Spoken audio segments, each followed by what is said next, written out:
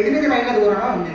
బాబా పండితులుగానే ఖండోబా మందిరి పూజారి మహల్సాపతి ఆరవ సాయిని సాధారణంగా ఆహ్వానించారు. అప్పటి నుంచి వారి పేరు సాయిబాబాగా స్థిరపడిపోయింది. అక్కడ ఒక పాడుపడిన మసీదును తన నివాసంగా ఎంచుకుని దానికి ద్వారకామాయి అని నామకరణం చేసి ప్రక్కనే తులసి బృందావనం కూడా ఉంచారు. అక్కడే తమ యోగాగ్నిలో ఒక హోమ గుండాన్ని కూడా వెలిగించి దానికి తుని అని పేరు పెట్టారు. దానిలోని భస్మమే అన్ని కష్టాలను పోగొట్టి సకల రోగాలను నివారించి సకల సుఖాలను ఇచ్చే బాబా ప్రసాదం విభూతి.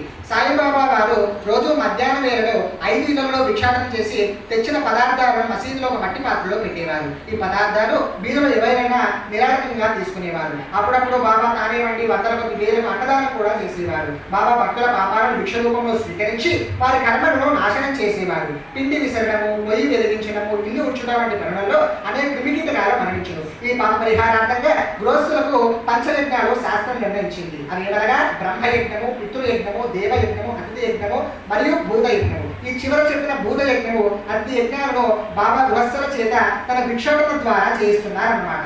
జ్ఞానజ్యోతులు వెలిగించినట్లు బాబా రోజు మసీదు నిండా